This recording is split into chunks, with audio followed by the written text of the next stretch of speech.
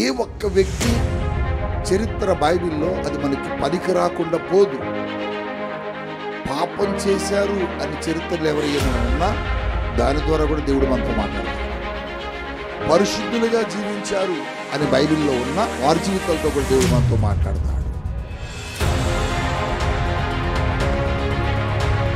బైబిల్లో ఒక special anointed servant, ఒక అద్భుతమైన దైవజనుని కూర్చున్నటువంటి మాటలు, మరొక అద్భుతమైన దైవజనుడు ఆ సంఘానికి బోధిస్తూ ఆ వ్యక్తిని గురించి పరిచయం చేస్తున్నాడు.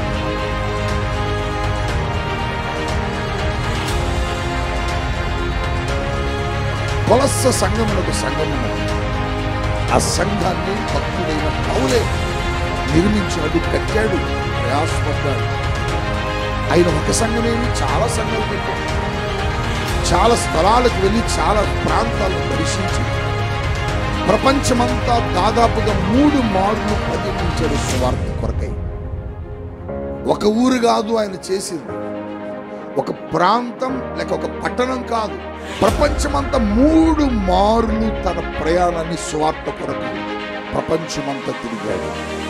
అటువంటి క్రమంలో పౌలు అనేక స్థలాల్లో, కొరింథీ కావచ్చు, గలతీ కావచ్చు, ఎఫెసీ కావచ్చు, కొలసీ కావచ్చు, తెస్సలోనిక కావచ్చు, రోమా కావచ్చు, ఇలా అనేక స్థలాల్లో ఆయన ఏం చేశాడంటే సంఘాలను నిర్మిస్తూ కడుతూ వెళ్ళాడు.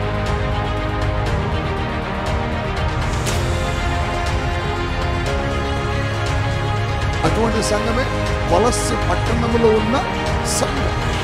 ఆ సంఘానికి ఒక వ్యక్తిని గురించి ఇంట్రడ్యూస్ చేస్తున్నాడు, పరిచయం చేస్తున్నాడు. ఎవరు ఆ వ్యక్తి అంటే ఎపఫ్రా. చెప్పండి, ఎపఫ్రా. ఎపఫ్రా అనే మాటకు సరైన అర్థం ఏంటంటే బైబిల్ చరిత్రలో నేను ధ్యానం చేస్తున్నట్టు నాకు బయలుపరచడం ఆకర్షణీయమైన వాడు. చెప్పండి, ఆకర్షణీయమైన వాడు.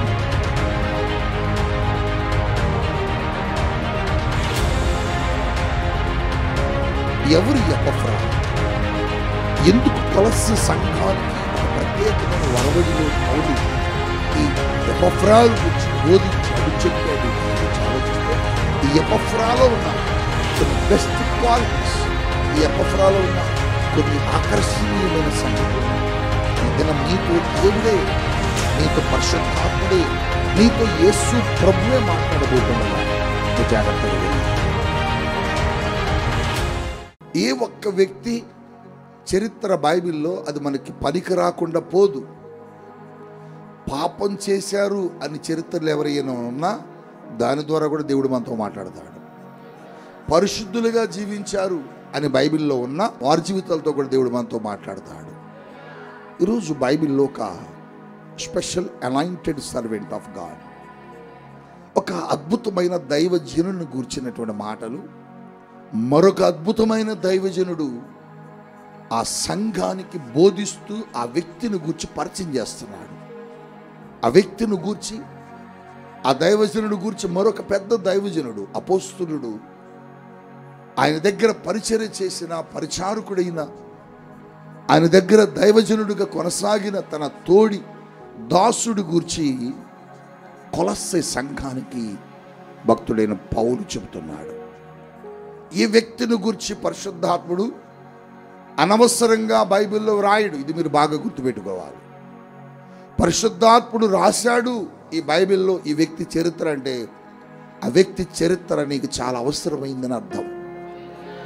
కొలస్స సంఘం అని ఒక సంఘం ఉన్నది. ఆ సంఘాన్ని భక్తుడైన పౌలే నిర్మించాడు, కట్టాడు, ప్రయాసపడ్డాడు. ఆయన ఒక సంఘమేమి చాలా సంఘాలు కట్టాడు. చాలా స్థలాలకు వెళ్ళి చాలా ప్రాంతాలను దర్శించి ప్రపంచమంతా దాదాపుగా 3 మార్లు పర్యటించాడు సువార్త కొరకై. ఒక ఊరు కాదు ఆయన చేసింది, ఒక ప్రాంతం లేక ఒక పట్టణం కాదు, ప్రపంచమంతా 3 మార్లు తన ప్రయాణాన్ని సువార్త కొరకు ప్రపంచమంతా తిరిగాడు. అటువంటి క్రమంలో పౌలు అనేక స్థలాల్లో, కొరింథీ కావచ్చు, గలతీ కావచ్చు, ఎఫెసీ కావచ్చు, కొలసీ కావచ్చు, తెస్సలోనిక కావచ్చు, రోమా కావచ్చు, ఇలా అనేక స్థలాల్లో ఆయన ఏం చేశాడంటే సంఘాలను నిర్మిస్తూ కడుతూ వెళ్ళాడు. ఆయన కట్టిన ప్రతి చోట ప్రతి స్థలంలో అద్భుతమైన పరిచయం జరిగిస్తూ ఆయన అన్ని సంఘాలకు వెళ్ళలేడు కాబట్టి ఇదిగో ఇటువంటి యవనస్తులను తయారు చేసి ఆ సేవ కొరకు దైవజనుడైన పౌలు వారిని పంపుతూ ఉండేవాడు అనమాట. హల్లెలూయా, హల్లెలూయా. అటువంటి సంఘమే కొలస్సే సంఘం. వింటున్నారు అబ్రహాం గారు? అటువంటి సంఘమే కొలస్సు పట్టణంలో ఉన్న సంఘం. ఆ సంఘానికి ఒక వ్యక్తిని గురించి ఇంట్రడ్యూస్ చేస్తున్నాడు, పరిచయం చేస్తున్నాడు. ఎవరు ఆ వ్యక్తి అంటే ఎపఫ్రా. చెప్పండి, ఎపఫ్రా. ఎపఫ్రా అనే మాటకు సరైన అర్థం ఏంటంటే, బైబిల్ చరిత్రలో నేను ధ్యానం చేస్తున్నప్పుడు నాకు బయలుపరచబడిన సత్యం, ఆకర్షణీయమైన వాడు అని అర్థం. చెప్పండి, ఆకర్షణీయమైన వాడు అని అర్థం. ఎవరు ఎపఫ్రా? ఎందుకు కొలస్సు సంఘానికి ఒక ప్రత్యేకమైన వరవడిలో పౌలు ఈ ఎపఫ్రా గురించి బోధించాడు, చెప్పాడు అని గురించి ఆలోచిస్తే చాలా విషయాలు ఉన్నాయి. అన్ని విషయాలు మనం చర్చించుకోవడానికి ఇప్పుడు సమయం దొరకకపోవచ్చు, కానీ కొన్ని విషయాలను పరిశుద్ధాత్మ దేవుడు నీకు చెప్తాడు. ఈ ఎపఫ్రాలో ఉన్న కొన్ని బెస్ట్ క్వాలిటీస్, ఈ ఎపఫ్రాలో ఉన్న కొన్ని ఆకర్షణీయమైన సంగతులను ఈ దినం నీతో దేవుడే, నీతో పరిశుద్ధాత్ముడే, నీతో యేసు ప్రభువే మాట్లాడబోతుండగా నువ్వు జాగ్రత్తగా వినాలి. కొలస్సీలకు రాసిన పత్రికలో మొదటి అధ్యాయంలో 7వ వచనంలో ఈ ఎపఫ్రాను గురించి కొలస్స సంఘానికి భక్తుడైన పౌలు తెలియచేస్తున్నాడు. చదువుదామా మాట. ఎపఫ్రా అను మా ప్రియుడైన తోడి దాసుని వలన, మా ప్రియుడైన తోడి దాసుడు వలన. గట్టిగా ఒకసారి స్తోత్రం చెప్పండి. నా వైపు ఒకసారి చూడగలరా మీరు? ఎపఫ్రాను పౌలు ఏమని సంబోధిస్తున్నాడు, ఏమని మాట్లాడుతున్నాడు ఎపఫ్రా గురించి అంటే, మా ప్రియుడైన ఎపఫ్రా అంటున్నాడు. గట్టిగా స్తోత్రం చెబుతాను. అంటే ఒక దైవజనుడికి ఎపఫ్రాకి ఉన్న సంబంధం ఎలాంటిదంటే ప్రియమైన సంఘం. అంటే పౌలుకి ఎపఫ్రా ఎలా కనపడుతున్నాడంటే ప్రియమైన వాడిగా కనపడుతున్నాడు. ప్రియమైన వాడిగా కనపడుతున్నాడు. అంటే పౌలుకి ఎపఫ్రాకి ఒక మంచి ఆత్మీయమైన అనుబంధము ఆ ఇద్దరి మధ్య కనబడతా ఉంది. అంటే ఎపఫ్రా దైవజనుడితో ఎలా ఉన్నాడు? ప్రియమైన వాడిగా ఉన్నాడు. ప్రియమైన వాడిగా ఉన్నాడు. సంగమా, నీ దైవజనుడితో, నీ దైవజనురాలతో నువ్వు ఎలా ఉండాలంటే ప్రియమైన వారిగా కనబడాలి. చెప్పండి, ఎలా కనబడాలి? ప్రియమైన వారిగా కనబడాలి. నీకు నీ సేవకులకి, నీకు నీ సంఘములో ఉన్న దైవ సేవకుల కుటుంబానికి, మీ ఇద్దరి మధ్య ఎలాంటి అనుబంధం ఉండాలంటే నీకు వారు, వారికి నువ్వు ప్రియమైన వారిగా కనబడేలా ఉండాలి. అటువంటి అనుబంధము సంఘములో ఉన్న సేవకులతో, సంఘములో ఉన్న విశ్వాసులు కలిగి జీవించాలని దేవుని సేవకుడిగా ఈ దినమున మీతో మాట్లాడుతున్నాను. మీ సేవకులతో మీకు ఒక అద్భుతమైన అనుబంధం ఉండాలి. మీ సేవకులతో మీకు ఒక అద్భుతమైనటువంటి అవగాహన ఉండాలి. మీ సేవకులకు మీకు ఒక మధ్య ఒక అద్భుతమైనటువంటి అనుబంధాన్ని మీరు ఏర్పరచుకోగలగాలి.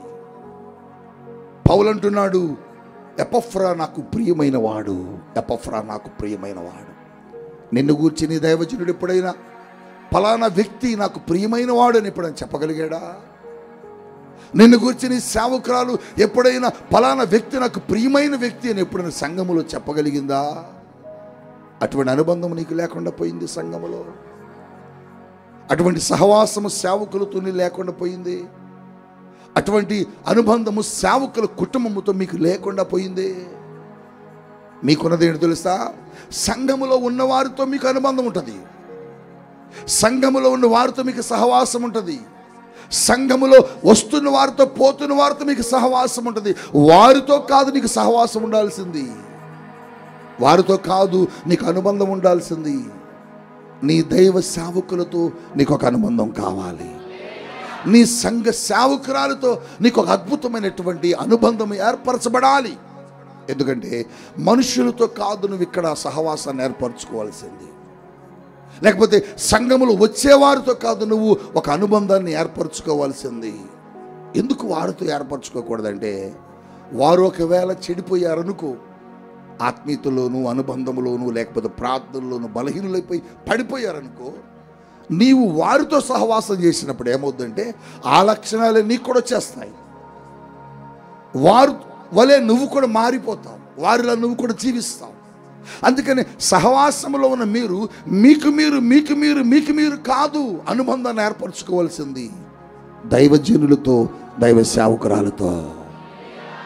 ఎందుకంటే ఇక్కడ పౌలు చెబుతున్న మాట అదే. ఎపఫ్రా నాకు ప్రియమైన వాడు, ఎపఫ్రా నాకు ప్రియమైన వాడు. దైవ జనాంగమా, నువ్వు మనుషులతో కాదు సహవాసాన్ని పెంచుకోవాల్సింది. నువ్వు మొదటగా దేవునితో సహవాసం పెంచుకోవాలి. 2, దేవుని సేవకులతో సహవాసాన్ని పెంచుకోవాలి. నీ సహవాసం దేవుని సేవకులతో ఉంటే నీ సన్నిధిలో నుంచి నువ్వెప్పుడు కూడా త్రోసివేయబడలేవు, నువ్వెప్పుడు కూడా దేవుని మందిరం నుంచి బయటికి వెళ్ళలేవు. చాలామంది మీరు ఏం చేస్తున్నారంటే, సంఘంలో నీ పక్క వాళ్ళతో ఫ్రెండ్షిప్ చేస్తావు, నీ ప్రక్క వ్యక్తులతో సహవాసం చేస్తావు. కొన్నాళ్ళ తర్వాత ఆ వ్యక్తిలో ఉన్న చెడ్డ లక్షణాలన్నీ నీలోకి వచ్చేస్తాయి. ఒకరికొకరు ఇబ్బంది పడిపోతారు. దాని ద్వారా మీ ఆత్మీయ జీవితం ఏమవుతుందంటే పతనమైపోద్ది, పాడైపోద్ది, నాశనమైపోద్ది. అందుకని మీకు ఎవరితో సహవాసం ఉండాలంటే దైవ సేవకుల కుటుంబంతో మీకు ఉండాలి. దైవజనుల మాట మీకు వేదవాక్కుగా ఉండాలి. దేవుని సేవకుల యొక్క మాట గిరిగిస్తే నేను దాటను, ఈ మాట ప్రకారమే నేను ఉంటాను, ఎవరు చెప్పనే నేను సేవకుడు చెప్పిన మాట నేను వింటాను అనేటట్లుగా మీ ఆత్మీయ స్థితిని కట్టుకోవాలని ఎపఫ్రా ద్వారా దేవుడు నీతో మాట్లాడుతున్నాడు. ఎపఫ్రా సేవకునికి ఒక అద్భుతమైన వ్యక్తిగా మారిపోయాడు. ఎపఫ్రా తన ఆత్మీయ జీవితంలో సేవకునితో ఒక అద్భుతమైన అనుబంధాన్ని ఏర్పరచుకున్నాడు. ఎపఫ్రా దైవజనుడైన పౌలుతో ఒక అద్భుతమైనటువంటి సహవాసాన్ని ఏర్పరచుకున్నాడు. అందుకోసమే పౌలు తన గురించి చెప్పగలిగాడు, నా ప్రియమైనటువంటి వాడు, నా ప్రియుడైనటువంటి ఎపఫ్రా అని దైవ సేవకుడు కొలస్సే సంఘానికి చెప్తున్నాడు. ప్రియ సంఘమా, నీ ఆత్మీయ జీవితంలో, నీ ఆత్మీయ ప్రయాణంలో నువ్వు కూడా నీ సంఘములో సేవకులకి ప్రియమైన వారిగా మారిపోవాలి, ప్రియమైన కుటుంబాలుగా మారిపోవాలి, ప్రియులుగా మీరు మారిపోవాలి.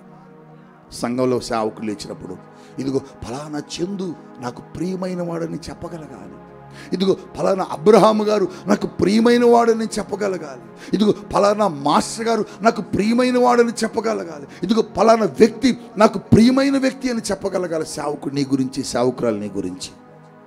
అంతేగాని ఇదిగో ఆ అమ్మాయి అంటే నాకు చాలా ఇష్టం, ఈ అబ్బాయి అంటే నాకు చాలా ఇష్టం, మేమిద్దరం ఫ్రెండ్స్ము, మేమిద్దరం మంచి స్నేహితులమని నువ్వు నీ ప్రక్కనున్న వారితో సహవాసకుల గురించి చెప్పకూడదు. ఎప్పుడు కూడా అలాంటి వారితో నువ్వు సహవాసం కూడా చేయకూడదు. ఎందుకంటే వాళ్ళ ఆత్మీయ స్థితి ఎలా ఉందో నీకేం తెలుసు, వాళ్ళ ఆత్మీయ జీవిత ప్రయాణం ఎలా ఉందో నీకేం తెలుసు. అందుకని ఎప్పుడు కూడా హాయ్ అంటే హాయిగా ఉండాలి తప్ప వారితో సహవాసం చేస్తే నీ ఆత్మీయ స్థితి పాడైపోతుంది. చూడు, ఇక్కడ ఎపఫ్రా సంఘములో ఉన్నాడు, ఎపఫ్రా సంఘములో నడుస్తున్నాడు. కానీ ఎపఫ్రాను గూర్చి పౌలు ఏమన్నాడంటే, ఇతడు నాకు ప్రియమైన వాడు. సంఘములో వారితో లేడతను, సంఘ సహవాసములో ఉన్న వారితో ఎక్కువ లేడు. ఆయన అవసరమైన కాడే, అవసరమైన విషయాల్లోనే వెళ్ళేవాడు తప్ప ఎక్కువగా ఎవరితో గడిపాడు, ఎవరితో నడిచాడంటే పౌలుతో నడిచాడు. దైవ సంఘమా, దైవ జనాంగమా, నువ్వు సేవకులు వెంబడించాలి. సంఘములో ఉన్న దైవ సేవక కుటుంబాన్ని వెంబడించాలి. సేవకుని యొక్క వాక్యాన్ని విని నేర్చుకోవాలి. సేవకుని యొక్క సాక్ష్యాన్ని బట్టి నువ్వు నడవాలి. సేవకుని యొక్క ప్రార్థన బట్టి నువ్వు బలపరచబడాలి. అందుకోసమే ఎపఫ్రాను గూర్చి దేవుడు నీతో మాట్లాడుతున్నాడు. ఎపఫ్రాలో ఉన్న ఈ మంచి లక్షణం నీకు కూడా సంఘంలో రావాలి అని దేవుని సేవకుడిగా నేను చెబుతున్నాను. నీకు సేవకులతో, దైవజనులతో ఒక మంచి సహవాసం ఏర్పడాలి. మనుషులతో కాదు. మనుషులతో సహవాసం చేస్తే ఏమవుద్దంటే వాళ్ళ కోపం వచ్చినప్పుడు నిన్ను విడిచిపెడతారు, వాళ్ళు చేసే పొరపాట్లు నీ మీదేసి రుద్దుతారు. కానీ దైవజనులు అలా చేయలేరు. దైవజనులు ఓపిక పడతారు. నువ్వు తప్పు చేస్తుంటే సరిచేస్తారు, నువ్వు తప్పుడు మార్గంలో వెళ్తుంటే అది కరెక్ట్ కాదమ్మా అని బోధిస్తారు. అదే ప్రక్క వాళ్ళనుకో, ఏం కాదులే చెయ్యి తప్పు చేస్తే ఏమవుద్ది? పాస్టర్ గారు చూస్తున్నాడా, లేకపోతే పాస్టర్ అమ్మ గారు చూస్తున్నారా, లేకపోతే ఫలానా వ్యక్తి ఎవరైనా చూస్తున్నారని రాంగ్ ట్రాక్లోకి మిమ్మల్ని తీసుకుని వెళ్ళే అవకాశాలు ఉంటాయి. అందుకని సంఘములో ఉన్న మీరు ఎవరితోనూ అధిక సహవాసం చేయకూడదు. మీ సహవాసం మందిరంలోనే ఉండాలి. కలిసినప్పుడు ప్రైజులాడుగానే ఉండాలి. మందిరానికి వచ్చినప్పుడు ప్రైజులాడు సిస్టర్, ప్రైజులాడు బ్రదర్ అన్నట్టుగానే ఉండాలి. కానీ మందిరం దాటి మీ గృహాలకు వెళ్ళి సహవాసాలు చేస్తూ ఒకరికొకరు ఫోన్స్లో మాట్లాడుకొని రకరకాలైనటువంటి ఆలోచనలు చేసే వ్యక్తులుగా మీరుంటే మీ ఆత్మీయ జీవితంలో చాలా దెబ్బతింటారు. ఈరోజు దేవుడు నీతో మాట్లాడుతున్నాడు. ఎపఫ్రా సేవకుడి కట ప్రియమైన వాడిగా మారిపోయాడు. ప్రియ సంగమా, నువ్వు సేవకుడికి, నీ సేవకురాలకి ప్రియమైన వ్యక్తులుగా, ప్రియమైన కుటుంబాలుగా మీ కుటుంబాలు మార్చుకోండి. హల్లెలూయా, హల్లెలూయా. అదిగో అందుకోసం కొలస్సే సంఘంతో చెబుతున్నాడు, ఎపఫ్రాను నా ప్రియుడు ప్రియమైన వాడు అని చెబుతున్నాడు. అంటూ కిందకు వచ్చి అంటున్నాడు, అతడు మా విషయములలో, మా పై మాటే ఎపఫ్రా అను మా ప్రియుడైన తోడిదాసుని వలన మీరు ఈ సంగతులను నేర్చుకుంటే. ఎపఫ్రా వలనట సంఘము నేర్చుకుంటున్నారట. దేవునికి స్తోత్రం చెప్పండి. ఏం మాట! నా వైపు చూడండి. ఎపఫ్రా వలన సంఘం అట కొన్ని విషయాలను నేర్చుకుంటున్నారట. అంటే ఎపఫ్రా జీవితము సంఘానికి మాదిరికరంగా మారిపోయింది. అది ప్రార్థన విషయం కావచ్చు, భక్తి జీవితం కావచ్చు, సాక్షి విషయం కావచ్చు, తన ఆత్మీయ జీవితం కావచ్చు. సంఘానికి ఎపఫ్రా జీవితం ఎలా కనపడుతుందంటే మాదిరికరంగా. నీ సాక్ష్యం ఇతరులకు ఎలా ఉండాలంటే మాదిరికరంగా ఉండాలి. అనుకోవాలి. కుమారక చూడు ఎంత ప్రార్థన పర్రాలు, కుమారక చూడు ఎంత ఆత్మీయంగా ఉంటుంది, కుమారక చూడు ఎంత గొప్ప సాక్ష్యం కలిగి ఉంది అనుకుని కుమారుని గురించి అనుకోవాలి. లేకపోతే ఇక్కడ ఉన్నటువంటి ప్రదీప్ను చూడు, అబ్బా ఎంత ఆత్మీయంగా ఉంటాడండి ఆ యవనస్తుడు, ఎంత అద్భుతంగా ఆరాధిస్తాడండి, నేను కూడా అలాగా ఆరాధించాలనుకోవాలి. నీ ఆరాధన ఇతరులను ఆకర్షించాలి, నీ సాక్ష్యం ఇతరులను ఆకర్షించాలి, నీ పాటలు ఇతరులను ఆకర్షించాలి, నీ జీవిత నడక ఇతరులను ఆకర్షించాలి. చూసావా, ఒకప్పుడు అక్క ఎలా ఉండేదండి, కానీ ఇప్పుడు చూడు ఎంత అద్భుతంగా మారిందో. నిన్ను గురించి చెప్పుకోవాలి. ఈ మధ్య నేను ఒక వీడియో వాక్యం వింటున్న ఒక సంఘంలో ఒక సహోదరి సాక్ష్యం చెబుతుంది. న్యూజివీడ్లో ఆ సంఘ సేవకుడు ఉంటాడు, ఆ సహవాసం ఉన్నది. ఆ దైవజనుడి పేరు బండి ఐజక్ గారు. LAF చర్చ్ మినిస్ట్రీ వాళ్ళది. చాలా అద్భుతమైన సేవకుడు, చాలా పెద్ద దైవజనుడు, చాలా ప్రార్థనాపరుడు. ఆయన సంఘంలో ఒక విశ్వాసి లేచి చెబుతుంది. అమెరికాలో జాబ్ చేస్తుంది. ఆ జాబ్ చేస్తూ దాన్ని ఏమంటారు, మ్యారేజ్ నిమిత్తం వచ్చి వివాహమైంది. చక్కగా వివాహమైన తర్వాత సంఘంలో సాక్ష్యం చెబుతుంది. సంఘంలో సాక్ష్యం ఎలా చెప్తారండి? సంఘంలో సాక్ష్యం ఎలా చెబుతుంది తెలుసామా? నిలబడి, నా సాక్ష్యం మీ అందరికి తెలుసు, నా జీవితం మీకు తెలుసు, నా బ్రతుకొకప్పుడు రాహాబు లాంటిదని చెప్తుంది. నా బ్రతుకొకప్పుడు సమరయ స్త్రీ లాంటిదని చెబుతుంది. నా జీవితం సమరయ స్త్రీ లాంటిదండి, నా బ్రతుకంతా పాపం అండి, నా జీవితం అంతా భయంకరమైనటువంటి జీవితం అండి. నేను ఒకే ఒక మాట, నా జీవితం సమరయ స్త్రీ జీవితం అండి. కానీ దేవుడు నన్ను ప్రేమించి, నా సేవకుడు నా కొరకు ప్రార్థించిన విధానాన్ని బట్టి నన్ను రక్షించాడు, నన్ను పాపము నుంచి కడిగాడు. నా తర్వాత దేవుడు నాకు ఒక అద్భుతమైన వ్యక్తిని, నా స్థితి ఎరిగిన వ్యక్తి వచ్చి నన్ను పెళ్లి చేసుకున్నాడు. దేవుని స్తోత్రం చెప్పండి. నా జీవితం ఎరిగిన వ్యక్తి వచ్చి నన్ను పెళ్లి చేసుకున్నాడు. నా బ్రతుకంతా ఆయనకు తెలుసు, నా జీవితం అంతా ఆయనకు తెలుసు. ఈరోజు మేమిద్దరం అమెరికాలో స్థిరపడ్డాం, ఉద్యోగం చేసుకుంటున్నాం, ఆశీర్వదించబడ్డాం. నీ జీవితంలో నీ సాక్ష్యం ఇతరులను ప్రభావితం చేసింది ఎప్పుడన్నా? మేము షాక్ అయ్యాం. నేను దైవజనుడు అలా వీడియో చూస్తా, అబ్బా ఏమి సాక్ష్యం చెప్పిందిరా అనిపించింది. మా చర్చిలో ఒక సహోదరి, మాకు దేవుని సేవకుడు మా కొరకు ఇలా ప్రార్థించాడు, మా జీవితాలు మార్చబడ్డాయి, మా బ్రతుకులు మార్చబడ్డాయి, మా స్థితిగతులు దేవుడు మార్చేసాడని సాక్ష్యం చెబితే ఇంకొక ఆమంటుందట, అయ్యి అటు చెబుతారా సాక్ష్యం? అటు చెప్పకూడదు. మరి ఎటు చెప్పాలా? ఆమెలాగా దాచుకొని మూట కట్టుకొని జాగ్రత్తగా ఎవరికి కనపడకోకుండా దాచుకోవాలన్నమాట. దాచుకుంటావా సాక్ష్యాన్ని?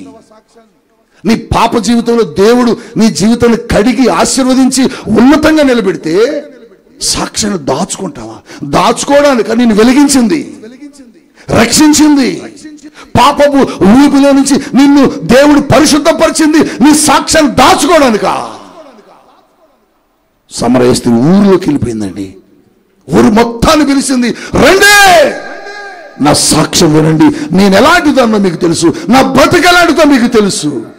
కానీ నా బ్రతుకును మొత్తాన్ని కడిగి వేశాడు ఒక ఆయన. ఆయన నేను చూశాను ఈ రోజున. ఆయన వస్తున్నాడు, మన ఊరు రండి.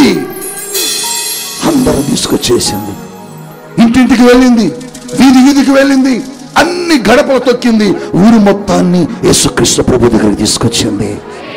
తన సాక్ష్యము ఇతరులను ప్రభావితం చేసేలా చేసింది. నీకు దేవుడు ఇచ్చిన సాక్ష్యం ఎంత గొప్పదో తెలుసా?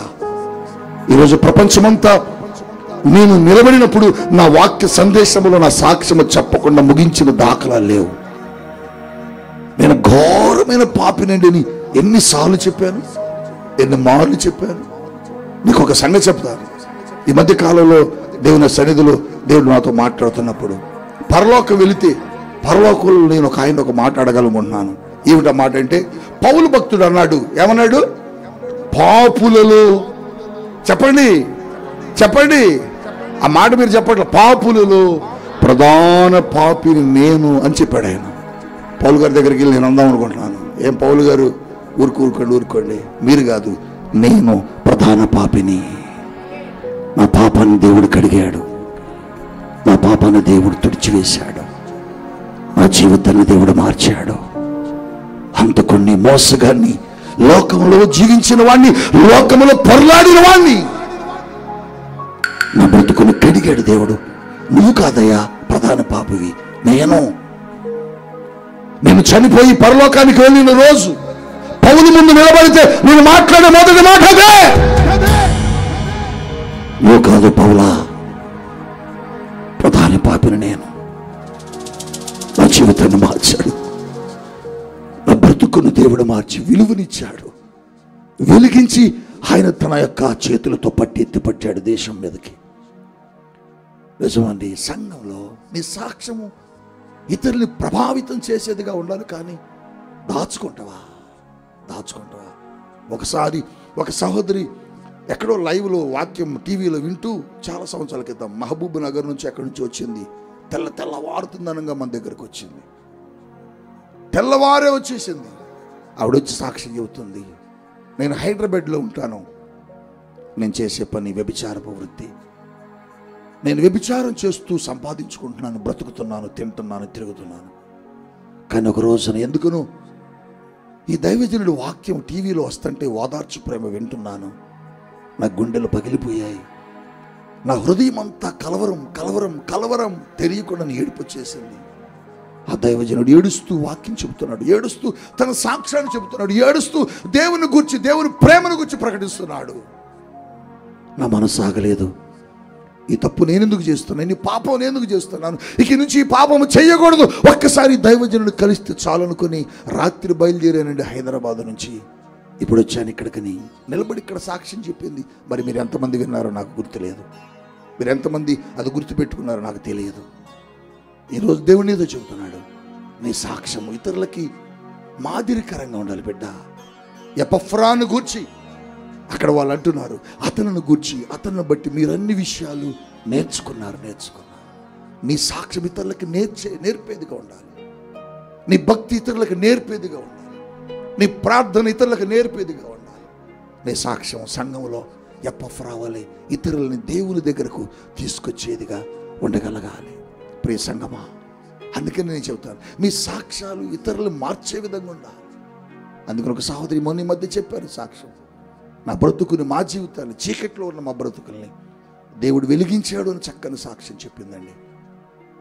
ఎంత అద్భుతం, మాకెంత సంతోషం అనిపించిందో, మాకెంత ఆనందం అనిపించిందో. మాకు కడుపు నిండిపోయింది, ఆ మాటకి కడుపు నిండిపోయింది. ఆవిడ ₹1,00,00,000 తీసుకొచ్చి మా జేబులో పెట్టినంత సంతోషకరమైన మాట.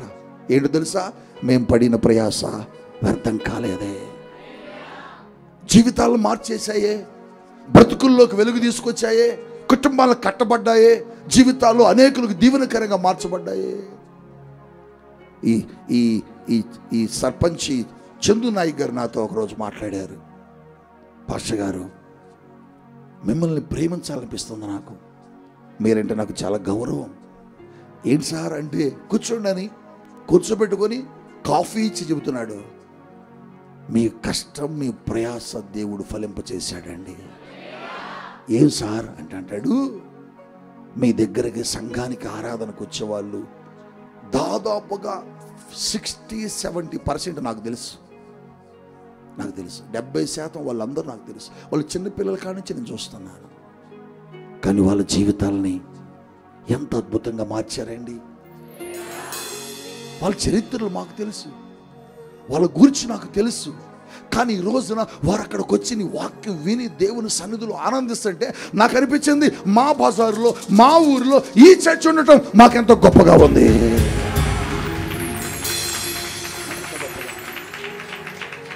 గొప్ప సంగతి. అందుకని ఒకసారట ఎక్కడో గొడవలు అవుతున్నాయట ఏదో ఊరిలో. ఆ ఊరిలో గొడవలు అవుతుంటే ప్రతిరోజు ఈయన దగ్గరకు వచ్చి పంచాయతీ చేయండి అని అడుగుతున్నారట. ఆ పేటలో ఖాళీలు బాగా త్రాగుబోతులు, వ్యభిచారులు, లోకస్తులు ఉండేవాళ్ళట. ఎస్ఐ గారు సిఐ గారు ఒకరోజు వచ్చి ఆ సర్పంచ్ గారితో చెబుతున్నారట, సార్ ఇలా గొడవ నేను పడలేకపోతున్నాను సార్, చాలా కంప్లైంట్స్ వస్తున్నాయి అని ఆయన చెబితే ఆ ఊరందరిని పిలిపించాడట. ఎస్ఐ గారిని సిఐ గారిని కూడా నిలబెట్టి సర్పంచ్ గారు చెప్పిన మాట ఏంటంటే, ఈ కాలనీలో ఒక చర్చి కట్టించండి అన్నాడట. అదేంటండి, మీరు క్రిస్టియన్ కాదు అంటే, నేను క్రిస్టియన్ కాదు కానీ ఇక్కడ చర్చి కనుక ఉంటే ఇక్కడ ఉన్న గొడవలు అల్లర్లు మొత్తం పోతాయి. హల్లెలూయా. ఏంటి సర్పంచ్ గారు ఎలా చెప్పగలిగారు మీరు అని అంటే, ఆ సర్పంచ్ గారు చెప్పాడు, 2008లో మా ప్రాంతానికి ఒక దైవజనుడు వచ్చాడు పాస్టర్ గారు. మా కాలనీలో ఊరు చివరి భాగంలో ఒక చర్చి కట్టాడు. ఆ చర్చి కట్టక మునుపు మా కాలనీ భయంకరం. మా కాలనీలో త్రాగుబోతులు ఉన్నారు, తిరుగుబోతులు ఉన్నారు. మా కాలనీలో భయంకరమైనటువంటి మరి సమాజానికి హానికరమైన వ్యక్తులు ఉన్నారు, దొంగలు ఉన్నారు. మా కాలనీలో ఎంత దొంగలు ఉన్నారంటే ఇటు చూసి లోపల ఎత్తుకుని వెళ్ళిపోతారు. అలాంటి కాలనీలో ఒక పాస్టర్ గారు వచ్చి చర్చి కట్టాడు.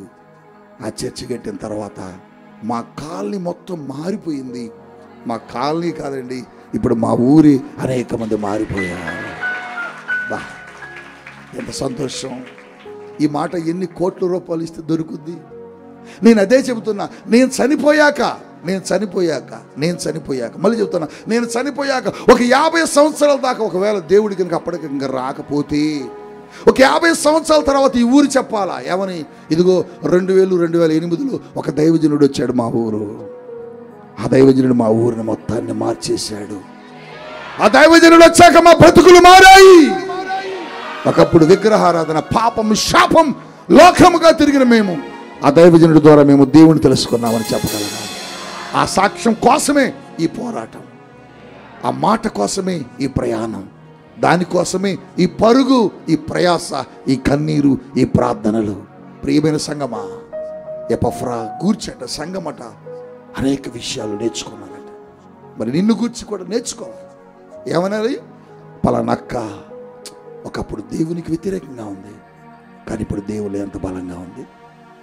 పలానా అన్న ఒకప్పుడు వచ్చి ఆయన ఊరు అసలు ఆయన పేరు తలవాలంటే భయం వేసేది, ఇప్పుడు అబ్బా మా చర్చికి వస్తాడబ్బా, మా సంఘంకి వస్తాడబ్బా, ఆయన ఎంత అద్భుతంగా పాడతాడు, ఎంత అద్భుతంగా దేవుని పనిచేస్తాడు, అలా మేము కూడా ఉండాలని అనేకులు నిన్ను గూర్చి చెప్పుకోవాలి. నీ సాక్ష్యం అలా ఉండాలి. ఎపఫ్రాను గూర్చి అదే చెబుతున్నాడు. అతడు నాకు ప్రియమైన వాడే కాదు, నాకే ప్రియమైన వాడు కాదు, సంఘానికి కూడా అతడు మాదిరికరమైన వాడని చెబుతున్నాడు. ప్రియ సంఘమా, ఎపఫ్రాలో ఉన్న ఈ బెస్ట్ క్వాలిటీ నీలో కూడా ఈ సంఘంలో ఉంటే, కొలస్సీలకు రాసిన పత్రికలో ఎపఫ్రా ప్రేరేకినట్టు రేపు దేవుని జీవగ్రంథంలో మీ పేర్లు ఎక్కుతాయి. మీ జీవితాల గురించి దేవుడి ఇతరులకు చెబుతాడు, మీ బ్రతుకుల గురించి దేవుడి ఇతరులకు చెబుతాడు. సమరయ స్త్రీ గురించి చెప్పుకునే మాటలు కలిగిన జీవితమైన తనది కాదు. పాపాత్మురాలు గురించి ఇటువంటి పరిశుద్ధ గ్రంథంలో రాయొచ్చా? రాయకూడదు. కానీ ఎందుకు రాశాడంటే, ఇదిగో ఇటువంటి వాళ్ళు కూడా మార్చబడ్డారు అని చెప్పడం కోసం దేవుడు చేసిన ప్రయత్నమే. ప్రియ సంగమా, నువ్వు కూడా ఎపఫ్రాలాగా మారిపో. నీ సాక్ష్యం ఇతరులకు ప్రభావితంగా ఉండునట్లుగా నున్నాడు. రెండోది ఇంకో మాట కిందకు వచ్చి అంటాడు, అతడు మా విషయంలో, చెప్పండి, అతడు మా విషయంలో, అబ్బబ్బబ్బబ్బబ్బా, నా వైపు చూడండి, అతడు మా విషయంలో నమ్మకమైన క్రీస్తు పరిచారకుడు. నమ్మకమైన క్రీస్తు పరిచారకుడు. దేవునికి స్తోత్రం చెప్తాను. దైవజనుడికి ఎపఫ్రాకి ఎలాంటి సంబంధం ఉందంటేనట, దైవజనుడు పట్ల, సంఘము పట్ల, దేవుని సేవ పట్ల, దేవుని పరిచర్య పట్ల ఎపఫ్రా ఎలా బ్రతుకుతున్నాడు, ఎలా జీవిస్తున్నాడు అంటేనట, నమ్మకమైన వాడుగా. ఎలా ఉన్నాడు? ఎలా ఉన్నాడు? సేవకుడికి నువ్వు ఎలా కనపడాలి? సంఘానికి నువ్వు ఎలా కనపడాలి? సహవాసానికి నువ్వు ఎలా కనపడాలి? నమ్మకమైన వారుగా కనపడాలి. ఇది ఈ వ్యక్తికి ఈ పని అప్పగిస్తే ఈ పని ఖచ్చితంగా చేస్తాడు. ఈ వ్యక్తికి బాధ్యతను అప్పగిస్తే ఖచ్చితంగా జరుగుంచుద్ది. ఒక నమ్మకం దైవజనుడికి నీ మీద కలగాలి. నీ మీద దేవునికి ఒక నమ్మకం కలగాలి. నీ మీద సంఘమునికి ఒక నమ్మకం కలగాలి. నీ మీద నీ ప్రక్కన ఉన్న వారికి నమ్మకం కలిగేలా నీ జీవితం ఉండాలి. ఎపఫ్రా అట నమ్మకమైన వాడట. ప్రియ సంఘమా, నీ సాక్ష్యం ఎలా ఉంది? నమ్మకమైన వాడిగా ఉన్నావా? నమ్మకమైన వ్యక్తిగా ఉన్నావా? అమ్మో ఆయమ్మయ్య వద్దు బాబు, అసలు నమ్మే పని లేదు అనేటట్టుగా ఉండకూడదు. ఆయన నమ్మే ముచ్చటే కదా అయింది అన్నట్లుగా ఉండకూడదు.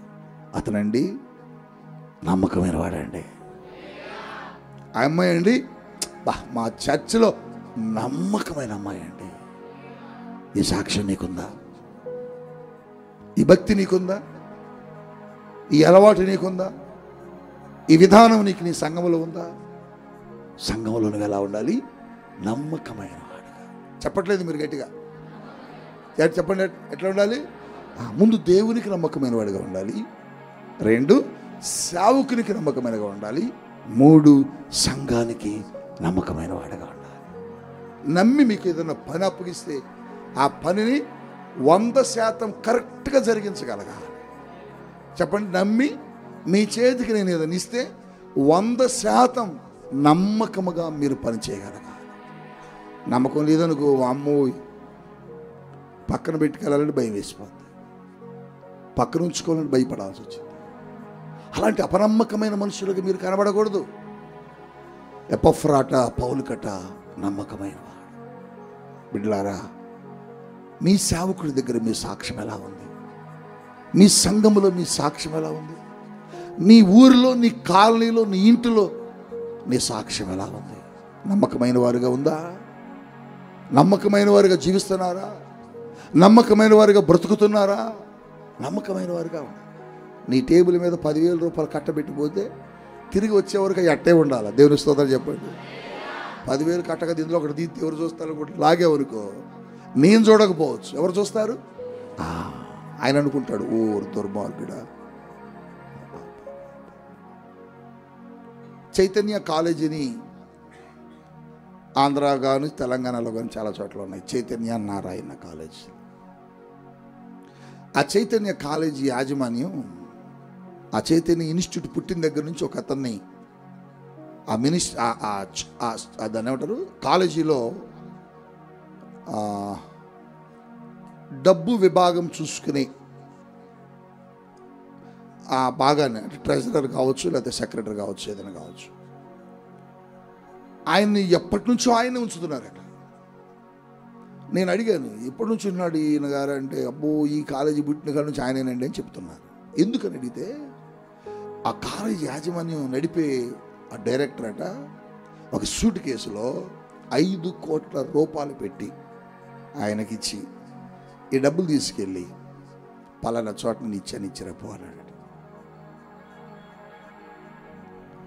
పెట్టింది 5 కోట్లు, కానీ ఆయనకి చెప్పింది ఏంటంటే, నేను 4 కోట్లు ఇందులో పెట్టాను రా, డబ్బులు తీసుకుని వెళ్ళి ఇచ్చేసిరపో అన్నాడు. తీసుకెళ్ళి ఆయన, సార్ మా డైరెక్టర్ గారు 4 కోట్లు ఇందులో పెట్టారు, మీకు ఇమ్మన్నారని ఇచ్చాడట. ఆయన లెక్కేసి 5 కోట్లు ఉన్నాయట. వెంటనే ఆయన ఫోన్ చేసి కనుక్కొని, నువ్వెంత పంపావు శ్రీనివాస్ అంటే, నేను 5 కోట్లు పంపాను కానీ 4 కోట్లు అని చెప్పాను. నేను వచ్చిన ఆయన ఏం చెప్పాడంటే 4 కోట్లనే చెప్పాడని చెప్పాడట. అంటే ఆ డబ్బును వాడు ముట్టలేదు, ఆ డబ్బును అతను కదిలించలేదు. ఇప్పుడు 4 కోట్లు అని చెప్పినప్పుడు 5 కోట్లు కనపడ్డాయి అనుకో, ఓహో ఈయన మర్చిపోయినట్టున్నాడు, 1 కోటి రూపాయలు తీసుకొని ఈ 4 కోట్లు ఇచ్చేస్తే లెక్క సరిపోతుంది కదా అని అతను అనుకోలే. అప్పుడు అనిపించిందట, ఇతడు నమ్మకమైన వాడు. అందుకనే చైతన్య కాలేజీలో మొత్తానికి అతనే చూసుకుంటాడు, క్యాష్ విభాగం అంతా. ఇప్పటికీ ఆయనే ఉన్నాడట. దాని అర్థం ఏంటంటే నమ్మకమైన వారిని దేవుడు జ్ఞాపకం చేసుకుంటాడు. ఎపఫ్రా దేవుని సేవకుడికి, దేవుని సంఘములో దేవునికి సేవకుడికి సంఘానికి ఎలా ఉన్నాడంటే నమ్మకమైన వారు. మీరు కూడా మీ సంఘంలో మీ సేవకునికి ఎట్ట కనపడాలి చెప్పండి, ఎలా ఉండాలి? నమ్మకమైన వారు. వీళ్ళు అబద్ధం ఆడరండి, వీళ్ళు అబద్ధం ఆడరండి అన్నట్టుగా చెప్పాలి. మీరు నోరు తెరిస్తే చెబితే చెప్పింది నిజమా కాదా అని మేము సందేహించకూడదు. పలానా అమ్మాయి చెప్పిందే ఇది నిజమై ఉండొచ్చు, పలానా అబ్బాయి చెప్పాడా ఖచ్చితంగా నిజమై ఉండదు, ఎందుకంటే ఆ అబ్బాయి అబద్ధం చెప్పడం. నమ్మకం. దైవ సేవకుడికి దైవ సన్నిధిలో సంఘానికి నువ్వు నమ్మకమైన వాడిగా కనబడాలి. ఇలా ఉన్నావా? నీ సాక్ష్యం ఎలా ఉందా? నీ ఆత్మీయ జీవితం ఎలా ఉందా? నీ బ్రతుకు ఎలా ఉందా? ఒకవేళ లేకపోతే సరిచేసుకో, నీ జీవితాన్ని సరిచేసుకో. నమ్మకమైనగా వాడిగా ఉండడానికి దేవుని సన్నిధిలో ప్రయత్నం చేయి. కిందకు వస్తే అంటాడు, అతడు ఆత్మయందలి మీ ప్రేమను మాకు తెలిపినవాడు. దేవుని స్తోత్రం చెప్పండి. అతడు ఆత్మయందలి మీ ప్రేమను, అంటే సంఘమా మీరు మమ్మల్ని ఎలా ప్రేమిస్తున్నారో, సంఘములో మీరు ఎలా ఉన్నారో, సంఘములో మీ భక్తి ఎలా ఉందో, సంఘములో మీ జీవితం ఎలా ఉందో, మీ ప్రేమను గురించి మాకు చాలా అద్భుతంగా ఇదిగో ఎపఫ్రా చెబుతున్నాడు. అంటే ఒక మంచి విషయాలని, వారికున్న ప్రేమను, వారికున్న సాక్ష్యాన్ని, వారికున్న ఆత్మీయ జీవితాన్ని గురించి పౌలు దగ్గరికి వచ్చి చక్కని విషయాలు బోధిస్తున్నాడట. కానీ మనం ఏం చేస్తాం? పలానా వాళ్ళు మంచోళ్ళు కాదు, పలానా వాళ్ళు మంచోళ్ళు కాదు, పలానా వాళ్ళు మంచోళ్ళు కాదు, ఇలాంటివి ఎప్పుడు చెప్పకూడదు, ఎప్పుడు మా దగ్గరికి రాకూడదు. వచ్చినా మేము వినం. అలా చెప్పేవారుగా మీరు ఉండకూడదు. ఎప్పుడు కూడా ఒక వ్యక్తి గురించి మంచి చెప్పడానికి మనం ప్రయత్నము చేయాలి. ఎపఫ్రాలో ఈ లక్షణం ఉంది. 1 చెప్పండి, అతడు ప్రియమైన వాడిగా ఉన్నాడు. 2 చెప్పండి, నమ్మకమైన వాడిగా ఉన్నాడు.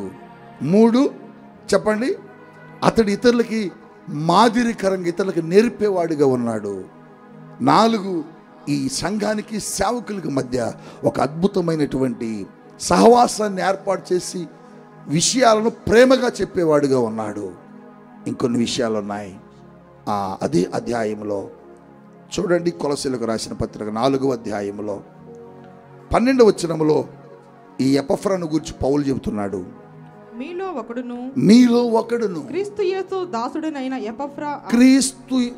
యేసు నందు దాసుడైన ఎపఫ్రా మీకు వందనములు చెప్పుచున్నాడు. మీరు సంపూర్ణులను ప్రతి విషయములో దేవుని చిత్తమును గూర్చి సంపూర్ణాత్మ నిశ్చయిత కలవారును నిలకడగా ఉండవలనని మీ గూర్చి నిలకడగా ఉండవలనని ఎల్లప్పుడూ ఇగో నా వైపు చూడండి, ఇతడు ఎల్లప్పుడూ మీ కొరకు తన ప్రార్థనలలో పోరాడుచున్నాడు. ప్రార్థనలో ఏం చేస్తున్నాడట? ఎవరి గురించి? సంఘము గురించి, కొలస్సు సంఘము గురించి ప్రార్థన చేస్తున్నాడట. కొలస్సు సంఘములో విశ్వాసుల గురించి ఈ ఎపఫ్రా ఏం చేస్తున్నాడంటే దినమెల్లా ప్రతిదినము బహుగా ప్రార్థన చేస్తున్నాడు. సంఘమా, నువ్వు కూడా సంఘములో ఉన్న ఇతరుల కొరకు నువ్వేం చేయాలి? చెప్పండి, ఏం చేయాలి? చెప్పట్లేదు, మీరు గట్టి చెప్పట్లేదు. నీ ప్రార్థన 10 నిమిషాల్లో ముగించిందా అంటే నీ కోసమే చేసుకున్నావు అని అర్థం. నీ ప్రార్థన గంట సేపు చేసావా, నువ్వు ఇతరుల కోసం చేసావని అర్థం. నీ ప్రార్థన 3 గంటల దాకా చేసావా, ప్రపంచం అందరి కోసం చేసావని అర్థం. నీవు ఇతరుల కోసం ప్రార్థన చేసే వ్యక్తిగా మారాలి. ఎపఫ్రాట కొలస్స సంఘములో ఉన్న విశ్వాసుల కొరకు ఏం చేస్తున్నాడు చెప్పండి? ఏం చేస్తున్నాడు? ప్రార్థన చేస్తున్నాడు. మరి నీ సంఘం కోసం నువ్వు ప్రార్థన చేసేవి ఎప్పుడైనా? నీ కుటుంబాల కోసం ఎప్పుడైనా ప్రార్థన చేసేవి ఎప్పుడైనా? నీ సంఘంలో ఇంకా మార్పు లేని వారు ఎవరైనా ఉంటే వారి కోసం ఎప్పుడైనా ప్రార్థన చేసావా? నీ సంఘంలో ఎవరైనా బలహీనురాళ్ళు ఉంటే వారి కోసం ఎప్పుడైనా ప్రార్థన చేసావా? నీ సంఘములో ఎప్పుడైనా అనారోగ్యాలతో ఉన్న వారి కోసం ప్రార్థన చేసావా? నీ సంఘములో మారు మనసు లేని వాళ్ళు ఎవరైనా ఉంటే వారి కోసం ప్రార్థన చేసావా? నీ సంఘములో ఇంకా నాటకాలు ఆడే వాళ్ళు ఉంటే, చర్చికి వస్తూ లోకానుసారంగా జీవించే వాళ్ళు ఉంటే వాళ్ళ కోసం ఎప్పుడైనా మీరు ప్రార్థన చేశారా? చెయ్యాలి. ఎపఫ్రాట కొలస్స సంఘం కోసం ఏం చేస్తున్నాడు? ప్రార్థన. చెప్పండి, ఏం చేస్తున్నాడు? ప్రార్థన. మనము కూడా రక్షణ లేని ప్రజల కోసం, మన సంఘముకు వచ్చే వారి కోసం, మన కుటుంబాల కోసం, మన సహవాసంలో ఉన్న వారి కోసం ఒకరికొకరు మనం ఏం చేయాలి? చెప్పండి, ఏం చేయాలి? అంతేగాని గ్రూపులు కట్టకూడదు. వింటున్నారమ్మా? గ్రూపులు కట్టి ఇదిగో నేను చెప్పినట్టు నువ్వు చేయాలా, ఈ సంగతి ఇక్కడ తప్ప బయటికి వెళ్ళకూడదు. మనమంతా గ్రూపు. ఏంటి గ్రూపు? మనందరం ఒకటే గ్రూపు. ఏ గ్రూపు? యేసయ్య గ్రూపు. జయమ్మ చెబుతుంది మనందరం దేవుడు గ్రూప్ అంటుంది. అంతేకాని 2-3 గ్రూపులు సంఘాల్లో కట్టకూడదు. మనందరము ఒక గ్రూపే, ఒక సంఘమే, ఒక సహవాసమే. మనందరం ఒకరి కొరకు ఒకరు మనం ఏం చేయాలంటే ప్రార్థన చేసేవారిగా ఉండాలి. ఎప్పుడైనా ఎవరికైనా బాగలేదంటే ఎవరి దగ్గరకైనా మీరు ఎప్పుడైనా వెళ్ళారా? వెళ్ళరు. వెళ్ళాలా? సంఘము ఎందుకు? సహవాసం ఎందుకు? ఒకరికి ఒకరు కష్టం వచ్చినప్పుడు ఒకరికొరకు ఒకరు ప్రార్థన చేసుకోవాలి. పేతురుని చెరసాలలో వేస్తే సంఘం ఏం చేసింది? ఎవరింట్లో వాళ్ళు ఉన్నారా? లేదు. చెప్పండి, సంఘం ఏం చేసింది? ఎవరి కోసం? ఎవరి కోసం? వాళ్ళ సేవకుడి కోసం. నిజంగా చెప్పండి, గుండె మీద చేసుకుని ఒకసారి ఇటు పెట్టండి, ఇటు పెట్టండి, ఇటు పెట్టండి. మీ గుండెల మీద చేసుకోండి. మా కోసం ఎంతమంది ప్రార్థన చేస్తున్నారు? కదలొద్దు, వంకరగా కూర్చో. మీరు ఎక్కడో అక్కడ ఎంతమంది చేస్తున్నారు? గుండె చెయ్యత్తడం కదా, గుండె మీద చేయబెట్టండి. అబద్ధం పడుతుంది, అక్కడ ఆగిపోద్ది. చేస్తున్నారా?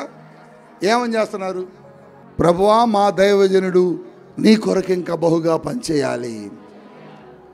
ఆయన పట్ల నువ్వు కలిగి ఉన్న ప్రతి ఉద్దేశమును నువ్వు జరిగించు.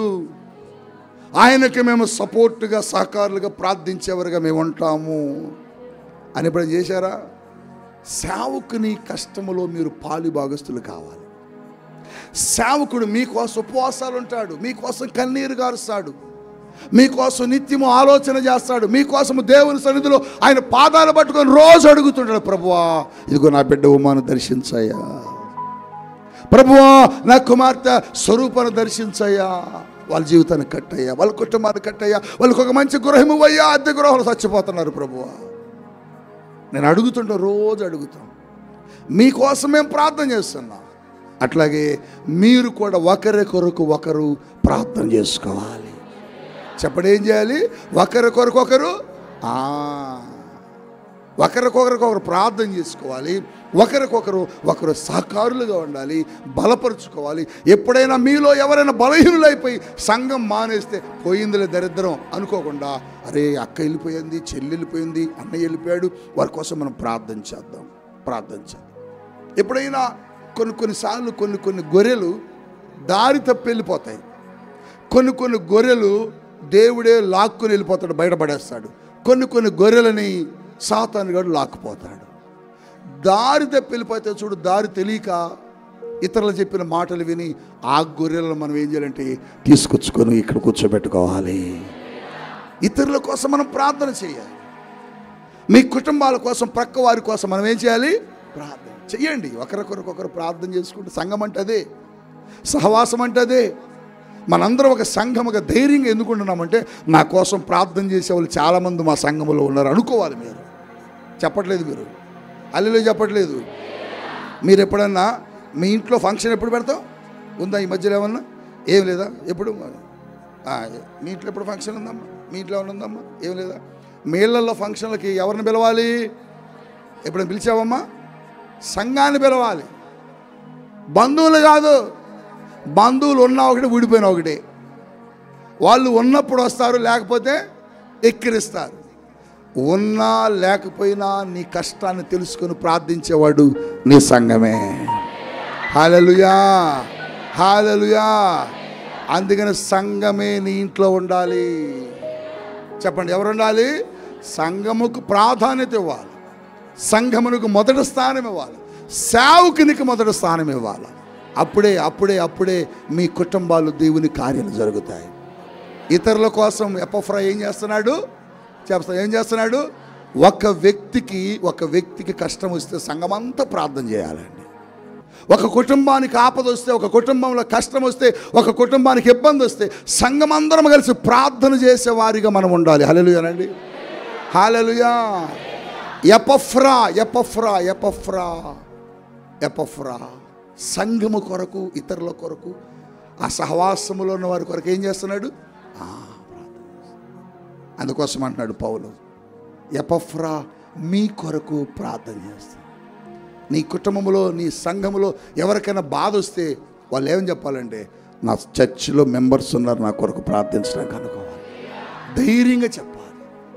ఏంటమ్మా నువ్వు ధైర్యంగా ఉన్నావు అంటే, నాకేం భయం లేదండి, మా సంఘం ఉంది నా కోసం, మా సంఘం వచ్చి నా కొరకు ప్రార్థన చేస్తారు, మా సంఘం నా కోసం కన్నీరు గారిసే దేవుడు అద్భుతం చేస్తాడు. అదే సంఘం అంటే, సహవాసం అంటే అదే. మరి ఎందుకు మనందరం ఇలా కూడుకుంటున్నాం? ఎందుకు మనందరం ఇలా ఉన్నాం? ఎవరింట్లో వారే ప్రార్థన చేసుకోవచ్చుగా, ఎవరింట్లో వారే ఉండి వాక్యం చదువుకోవచ్చుగా. కాదు, సంఘానికి ఒక కర్మ ఉంటుంది, సంఘానికి ఒక నియమం ఉంటుంది. ఏంటి ఆ నియమం అంటే, ఎవరికి కష్టం వచ్చినా అందరూ వెళ్ళి వారి కోసం ప్రార్థన చేయాలి. ఎవరికి ఇబ్బంది కలిగినా అందరూ వెళ్ళి వారి కోసం కన్నీరు కాచి దేవుని సన్నిధిలో అడగాలి. ఆ పని ఎవరు చేస్తున్నారు? ఎపఫ్రా చేస్తున్నాడు. ఎపఫ్రా చేస్తున్నాడు. తర్వాత మాట రాస్తాడు ఎపఫ్రాను గూర్చి, కంటిన్యూషన్ అంటాడు.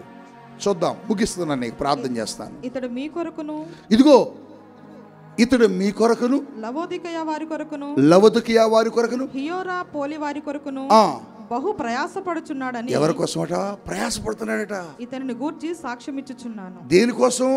వాళ్ళ సంఘం కోసం, వాళ్ళ రక్షణ కోసం, వాళ్ళ మారు మనసు కోసం, వాళ్ళ క్షేమం కోసం, దేవుని సువార్త కొరకు ఎపఫ్రా ఏం చేస్తున్నాడంటే ప్రయాసపడుతున్నాడు. చెప్పండి, దేని కొరకు? దేని కొరకు ప్రయాసపడుతున్నాడు? దేవుని పని కొరకు ప్రయాసపడుతున్నాడు. మీ దైవజనుడు లెగిస్తే ప్రయాణం చేసి సభలకు ఎందుకు వెళ్తున్నాడు? దేవుని పనిని జరిగించాలని మీ దేవుని సేవకుడు, మీ సేవకుడి ప్రయాస. మీ సేవకుని యొక్క ప్రయాస ఏంటి? చెప్పండి, మీ సేవకుని యొక్క ప్రయాస ఏంటి? ఆత్మలు రక్షించాలని. ఆత్మలు చెప్పట్లేదు, మీరు గట్టిగా చెప్పట్లేదు. ఆత్మలు రక్షించాలని ప్రయాస. డబ్బు సంపాదించుకోవాలని ప్రయాస లేదు నాకు. డబ్బు సంపాదించాలని ప్రయాస ఉంటే నేను ప్రయాసపడుకునే డబ్బు నా దగ్గరకు వచ్చింది. నేను ప్రయాస కూడా పడలే, ఆ డబ్బు నా కాళ్ళ కాడకు వచ్చింది. కానీ నేను దైవజనరాలు చెప్పాము, ఈ డబ్బు మాకు వద్దులే బాబు, నీ తీసుకెళ్ళిపోయినాయన.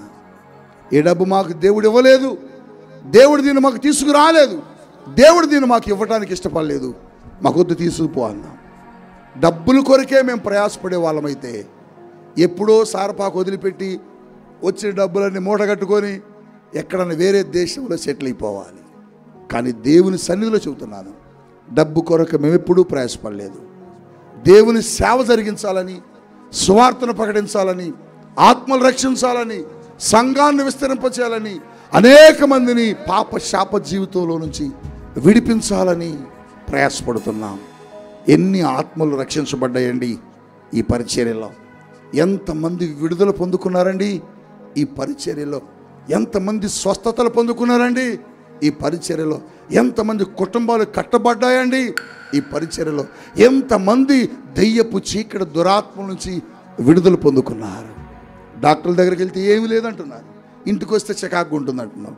డాక్టర్ల దగ్గరికి వెళ్తే ఏమీ లేదంటున్నారు, ఇంటికి వస్తే నాకేంటో బాగోట్లేదు, ఆరోగ్యం బాగోట్లేదు అంటున్నారు. మరి వాళ్ళందరూ ఎలా విడుదల పొందుకున్నారు? ఎలా స్వస్థత పొందుకున్నారు? ఎలా దేవుని శక్తి చేత ఎలా అద్భుతంగా విడుదల పొందుకున్నారంటే, ఇదిగో మేము జరిగించిన ఈ పరిచర్యలను బట్టి.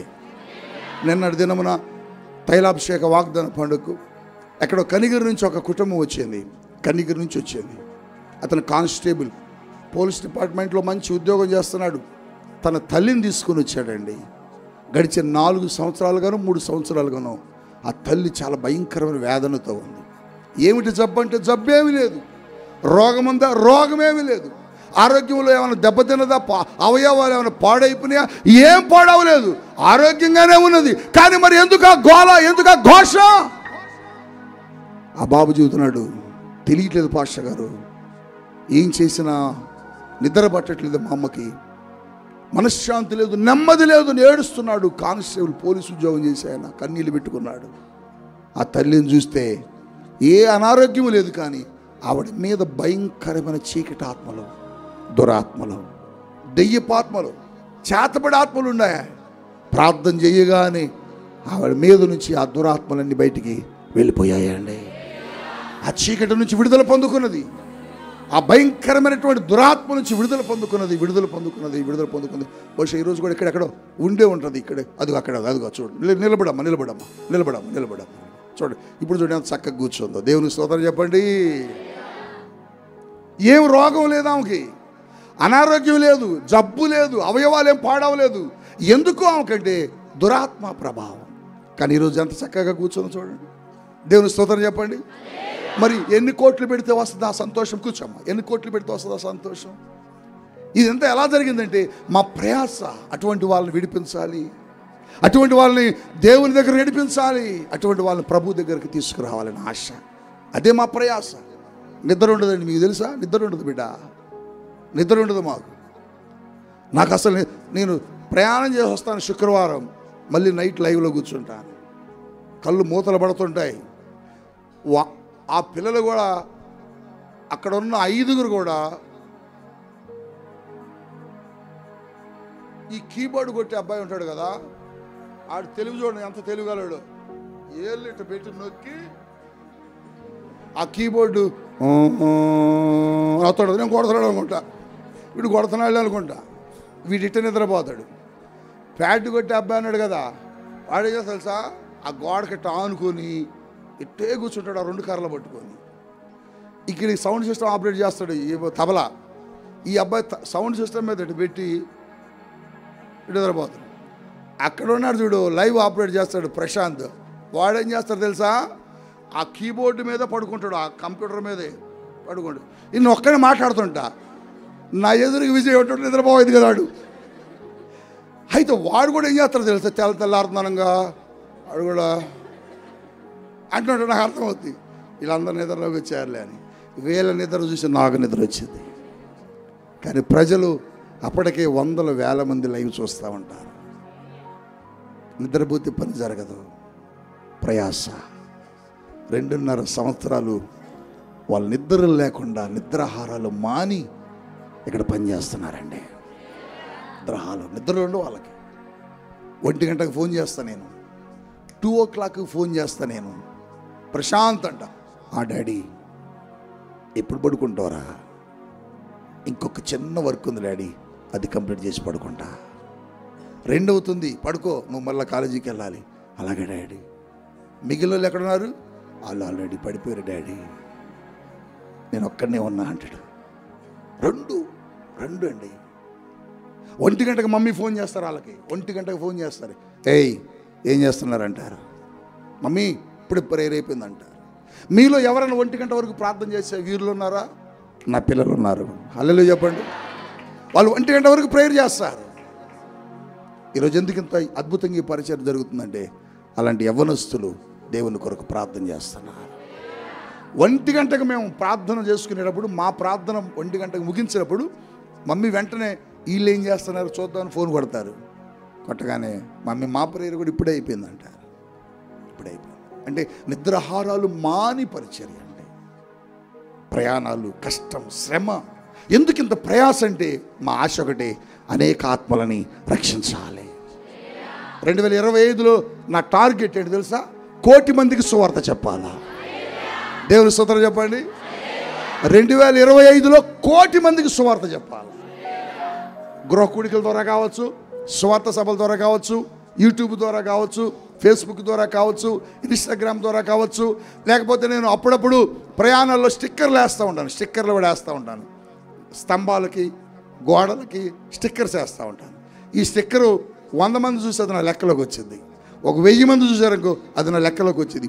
ఒక 5,000 మంది చూసారనుకో అది నా లెక్కలోకి వచ్చింది. అందుకని స్టిక్కర్ ఎక్కడ వేస్తానంటే జనాలు ఎవరు లేని కాడ కాదు, ఎక్కువగా జన సమూహం ఉన్న కాడ వేస్తాను. హల్లెలూయా, హల్లెలూయా. టీ స్టాల్ దగ్గర వేస్తాను, కాఫీ హోటల్స్ దగ్గర వేస్తాను, ఏటీఎంల దగ్గర వేస్తాను, బ్యాంకుల దగ్గర వేస్తాను, పోస్ట్ ఆఫీస్ దగ్గర వేస్తాను, బస్ షెల్టర్లు వేస్తాను. ఎందుకని అక్కడ ఎక్కువ మంది వస్తారు కాబట్టి. నన్ను ఒక ఆయన అన్నాడు, ఇంత పెద్ద దైవజనుడు కదా, ఇంటర్నేషనల్ స్పీకర్ అయ్యావు కదా, దేశమంతా నీ వాక్యాలు వింటున్నారు, నిన్ను చూస్తున్నారు, నీ సేవను చూస్తున్నారు, అభినందిస్తున్నారు కదా, నీకు అట్లా చిన్న చిన్న సేవకులాగా స్టిక్కర్స్ వేయడానికి నీకు చిన్నతనం అనిపించలేదా అన్నాడు. నేను చెప్పాను, దేవుని సువార్తను ప్రకటించుటకు నేను సిగ్గుపడువాడను కాను. స్టిక్కర్ కాదు, చీపురు గట్టు పట్టుకొని గ్రౌండ్ ఓడమన్నా ఓడుస్తాను. హల్లెలూయా, హల్లెలూయా. మీ బాత్రూమ్స్ నేనే కడుగుతుంటాను. కొత్త కట్టిన బాత్రూమ్స్ అన్నీ నేనే మొన్న క్లీన్ చేశాను. నేను క్లీన్ చేస్తాను, పిల్లలు వచ్చి డాడీ మీరు చేయటం వద్దు అన్నారు. లేదరా నేనే క్లీన్ చేయాలా? ఈ బాత్రూమ్స్ వాడేది ఎవరు? మా పిల్లలు. దేవునికి స్తోత్రం చెప్పండి. నేను సిగ్గుపడిన దేవుని కోసం, దేవుని పరిచర్య కోసం నేను ఎప్పుడు సిగ్గుపడినందుకు తెలుసా? ఎక్కడో ఉన్న నన్ను దేవుడు ఉన్నతమైన స్థితికి తీసుకొచ్చాడండి. ఎక్కడ మా ఊరు, ఎక్కడ మా ఇల్లు? మా ఇంటికి చుట్టూరు తడికలు కూడా లేవు, తడికలు కూడా లేవు. పడుకుంటే కప్పుకోవడానికి దుప్పటి కూడా లేదు, కట్టుకోవడానికి సరైన లుంగి లేదు, తినడానికి సరైన భోజనం కూడా లేదు. అలాంటి నన్ను దేవుడు ప్రపంచానికి చూపించాడు. అలాంటి నన్ను దేవుడు ప్రపంచానికి చూపించాడు. నేను ఎలా సిగ్గుపడతాను గురించి చెప్పడానికి? నేనెందుకు సిగ్గుపడతాను వాళ్ళ గురించి, దేవుని గురించి చెప్పడానికి? నిజం. ఉదయం లుంగి పైన కట్టుకుంటే తర్వాత స్నానం చేసి అదే లుంగిని కింద కట్టిందని పైన కట్టుకున్నా. ఎంత దుర్భరమైన జీవితం, ఎంత దుర్భరమైన జీవితం. కంపల మీద స్నానాలు చేసి విడిచి పడేసి చిరిగిపోయిన వదిలేస్తే వాటిని తెచ్చుకొని వేసుకున్న నేను ఎందుకు సిగ్గుపడతా? సిగ్గుపడను. ఆయన గురించి చెప్పడానికి సిగ్గుపడను. ఆయన కోసం ప్రయాసపడడానికి వెనకాడను. ఆయన కోసం ఏదైనా చేస్తా, ఏ పని అప్పగించిన చేస్తా. ఒక పని కాదు, ఏది అప్పగించిన చేస్తా ఆయన కోసం. నిజం బిడ్డ, నిజం. ఊరు బయట ఊరి వాళ్ళు కంపల మీద పడేసినటువంటి బట్టలు వేసుకున్న నేను అప్పుడు లేని సిగ్గు దేవుని సువార్త చెప్పడానికి ఏమి, దేవుని గురించి మాట్లాడటానికి ఏమి? ఎక్కడ నిలబడని చెప్పేస్తా, రోడ్డు మీద నిలబడి చెప్పేస్తా. సిగ్గుపడిన బిడ్డ. మీరు వాడే బాత్రూమ్స్ కడగటానికి నేను సిగ్గుపడతా? మీరు నా పిల్లలు, నా బిడ్డలు బాత్రూమ్కి వెళ్తే మా ఇంట్లో నేను కడగనా? కడుగుతా. మీరు కూడా నా పిల్లలు లాంటి వాళ్ళు కదా. సిగ్గుపడను. ప్రయాస దేవుని కోసం. ఎపఫ్రా అదే చేశాడు, దేవుని సేవ కోసం ప్రయాసపడ్డాడు. నిద్రాహారాలు మాని మేమిద్దరం ఎందుకు తిరుగుతున్నా? ఒక విధంగా చెప్పాలంటే మమ్మీ చాలా బలహీనరాలు. మీరు గమనించండి, సర్జరీ అయిన దగ్గర నుంచి ఎక్కువగా దేవుని కోసం పనిచేసాం. మేము పడుకునేది 2 గంటల టైం అండి, నైట్ 2, మరలా 4 గంటలకు లెగిస్తాం. కేవలం 2 గంటలే మేము పడుకునేది, 2 గంటలే. ఆ 2 గంటలు కూడా ఒక్కొక్కసారి నిద్ర పట్టదు. ఏదో ఒక పని ఆలోచిస్తూ ఉంటాం దేవుని కోసం. ప్రయాస దేనికోసం అంటే సంపాదించుకోవడం కోసం కాదు. డబ్బులు సంపాదించాలని ఆశ కనుక నాకుంటే నేను అడగకుండానే నా కాళ్ళ కడిగి డబ్బులు వచ్చినాయి. కోట్ల రూపాయలు వచ్చాయి. కానీ నాకు వద్దనుకున్నాం. ఒక ఆత్మనైనా మేము రక్షించాలి. రోజు ప్రతి దినము సువార్త చెప్పకుండా భోజనం చేయకూడదు. ప్రతి దినము దేవుని మాట చెప్పకుండా నా పడక మీదకి వెళ్ళకూడదు. అది నా టార్గెట్. నువ్వు కూడా ఒక పని చేయి, దేవుని కోసం ప్రయాసపడు, దేవుని పని కోసం ప్రయాసపడు. దేవుని నిన్ను దీవిస్తాడు. చివరిగా ఎపఫ్రా, దేవుని సన్నిధిలో ఎపఫ్రాను గురించి ఒక అద్భుతమైన సాక్ష్యం ఇచ్చాడు పౌలు. ఫిలోమోనుకు రాసిన పత్రికలో ఒకే అధ్యాయం ఉంటుంది. ఫిలోమోనుకు రాసిన పత్రికలో ఒక అధ్యాయమే ఉంటుంది. ఆ అధ్యాయంలో 23వ వచనంలో ఎపఫ్రాను గురించి ఒక అద్భుతమైన సాక్ష్యం చెప్పాడు. ఏమిటా సాక్ష్యం అంటే, చూడు ఏమని రాశాడు. ఫిలోమోనుకు రాసిన పత్రిక 23వ వచనం, ఒకే అధ్యాయం ఉంటుంది. కనపడిందా బిడ్డ? క్రీస్తు యేసు నందు నా తోడి ఖైదీ అయిన, ఇదిగో నన్ను చూడాలి, ఇప్పుడు నన్ను చూడాలి. క్రీస్తు యేసు నందు నా తోడి ఖైదీ అయిన ఎపఫ్రా ఎక్కడికి వెళ్ళాడు? పౌలు చెరసాల్లో వేయబడ్డాడు సేవ చేస్తున్నాడని. పౌలును సువార్త చెబుతున్నాడని చెరసాల్లో వేస్తే పౌలుతో పాటు ఎపఫ్రా కూడా చెరసాలకు వెళ్ళిపోయాడండి. దైవజనుడిని చెరసాల్లో వేశారు. నేను కూడా తప్పించుకుందాం, నాకెందుకు ఈ కష్టం, నాకెందుకు వచ్చి నీ బాధ, నాకెందుకు వచ్చి నీ కష్టం అని అనుకోకుండా పౌలుతో పాటు చెరసాల్లోకి వెళ్ళిపోయాడు.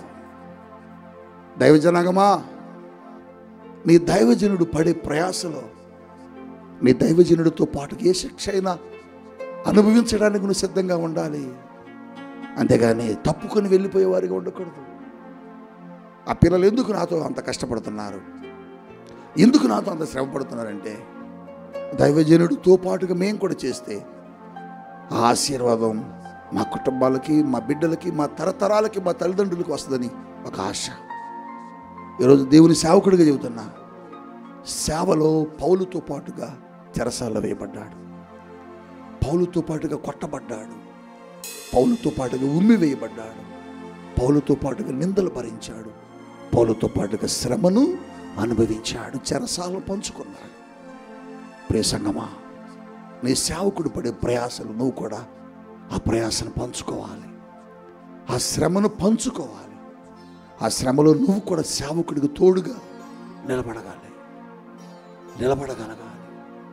అది ఎపఫ్రాను గుర్చిన ఒక సాక్ష్యం. అది ఎపఫ్రాను గుర్చిన పౌలు చెబుతున్న గొప్ప సాక్ష్యం. నీ జీవితం ఎపఫ్రాలా ఉందా? నీ సాక్ష్యం ఎపఫ్రాలా ఉందా? నీ ఆత్మీయ జీవితంలో ఎపఫ్రాను పోలి నడుస్తున్నావా? నీ ఆత్మీయ జీవితంలో ఎపఫ్రా లాంటి భక్తి కలిగి ఉన్నావా? ఒకవేళ లేకపోతే ఈరోజు నువ్వు కూడా ఒక తీర్మానం చేసుకో. నా సేవకుడికి ఎపఫ్రాలా, నా సేవకుడికి నేను కూడా ప్రియమైన వాడిగా ఉండాలయ్యా. సంఘములో ఉన్నవారితో కాదు నేను ఉండాల్సింది, నా సేవకుడి కుటుంబంతో, నా సేవకుడు చెప్పినట్టు నేను నడవాలి, ఆయనకు నేను ప్రియమైన వాడిగా మారాలని ఒక తీర్మానం చేసుకో. నా సేవకుడికి నేను నమ్మకమైన వాడిగా ఉండాలని తీర్మానం చేసుకో. నా సంఘములో నేను ఎపఫ్రా వలె అనేకులకు నేర్పే వ్యక్తిగా, మాదిరికరంగా ఉండాలని ఒక తీర్మానం చేసుకో. మా సేవకునికి, మా సంఘానికి నేను ఒక మంచి మధ్యవర్తిగా ఉండి మంచిని తీసుకుని వెళ్ళి చెప్పే వ్యక్తిగా ఉండాలి ప్రభువా. నా జీవితం కూడా అలా మార్చని నువ్వు దేవుని అడగాలి. అంతేకాదు, సంఘములో ఉన్న వారి కోసం అనుదినము నువ్వు కూడా ప్రార్థన చేసే వ్యక్తిగా మారాలి. దేవుని సేవ కొరకు నువ్వు కూడా ఎపఫ్రా వలె ప్రయాసపడే వ్యక్తిగా మారాలి. చివరగా ఎపఫ్రా ఖైదీ అయిపోయాడు. ఎవరి కోసం అంటే పౌలు కోసం. సంగమా, నీ సేవకుడు పడే ప్రయాసలు నువ్వు కూడా తోడివాడిగా మారిపోవాలి. ఆ శ్రమ నువ్వు కూడా పొందుకోవాలి. ఆ శ్రమలో నువ్వు కూడా, నేను కూడా సగం పొందుకుంటానయ్యా దైవజనుడా, నీ కష్టాన్ని నేను కూడా భరిస్తాను దైవజనుడా, నీతో పాటుగా నేను కూడా సేవకు వస్తాను దైవజనుడా అని ఆ కష్టంలో నువ్వు కూడా తోడివాడిగా మారిపోవాలి. చూసావా, ఒక సంఘములో విశ్వాసి సేవకుడికి తోడి దాసుడైపోయాడు, తోటివాడైపోయాడు. నువ్వు కూడా నీ ఆత్మీయ జీవితంలో దేవునికి తోటివాడిగా మారిపోవాలి, తోటివాడిగా నువ్వు కూడా ఉండిపోవాలి. సంఘంలో సేవకుడు అనుకోవాలి. నా తల్లి వదిలేసింది నన్ను, నా తండ్రి వదిలేశాడు నన్ను, నా బంధువులు వదిలేశారు నన్ను. అయితే ఏమైద్దులే, నా సంఘం ఉన్నారు కానీ నీ సేవకుడు ధైర్యపరచబడాలి, నీ సేవకుడు గుండె మీద చెయ్యేసుకొని నిలబడి చెప్పగలగాలి అనేక స్థలాల్లో. అలాంటి సాక్ష్యం నీకుంటుందా? ఉంటే అలాంటి జీవితం కావాలని అడుగు. ఒకవేళ లేకపోతే అలాంటి నడకలో, అలాంటి అడుగుల్లో, అలాంటి జీవితం జీవించే వ్యక్తిగా నువ్వు మారిపోవాలి. మోకరించు, ప్రార్థన చేసుకుందాం.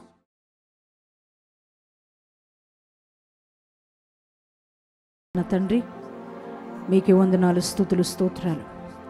ఈరోజు నాయనా ఇక సంఘారాధనలో ఈ సేవకు నిలువబెట్టుకొని నా తండ్రి నువ్వు మాట్లాడిన ప్రతి విషయాన్ని బట్టి నీకు వందనాలు అయ్యా. నీ పరిశుద్ధ గ్రంథంలో ఉన్న ఎఫ్రా కొరకు గూర్చి, తన జీవితాన్ని గూర్చి కొన్ని అంశాలు ప్రభా, కొన్ని మంచి లక్షణాలు అయ్యా మాతో ఈరోజు మీరు మాతో మాట్లాడి ఉన్నారు అయ్యా. ఇదిగో తండ్రి, మీరు మాట్లాడినప్పుడు నా తండ్రి ఇప్పటి వరకు అయితే మేము ఈ రీతిగా మేము బ్రతకలేకపోయాం, కానీ నాయన ఈరోజు నువ్వు మాట్లాడిన విషయాన్ని బట్టి ఎఫ్రాలాగా బ్రతకాలని ప్రభా ఎంతమంది ఈరోజు తీర్మానం చేసుకున్నారో ఈ తీర్మానంలో ప్రతి ఒక్కరిని స్థిరపరచు నాయన. నీ మహిమ కొరకు ప్రతి ఒక్కరిని నిలబెట్టండి అయ్యా. ఎఫ్రా ఒక్కడే కాదు అలా ఉండాలని, ఏమందరం కూడా ఎఫ్రాలా బ్రతకాలని, ఎఫ్రాలా జీవించాలని, ఎఫ్రాలా వల్లే నమ్మకస్తుడుగా అయ్యా, సంఘానికి మేలుకరమైన వ్యక్తిగా, సేవకులకు ప్రియమైన వ్యక్తులుగా అయ్యా, నీకు ప్రియమైన వ్యక్తిగా అయ్యా, ఇదిగో తండ్రి నాయన అయ్యా ప్రభా, నీ కుమారుడు బ్రతికినట్లుగా మేము కూడా జీవించడానికి పరిశుద్ధాత్మదేవాన్ని సహాయం మాకు అనుగ్రహించమని, ఇదే తీర్మానంలో నిరాకడ వరకు మేము నిలిచే కృపద ఇచ్చేయమని, ఎత్తబడే గుంపులు మేము ఉండాలి, అనేకులకు మాదిరికరంగా మేము కూడా బ్రతకాలి అయ్యా. నీ నోట కూడా ఇదిగో నాయన ఒక సేవకుడు నోట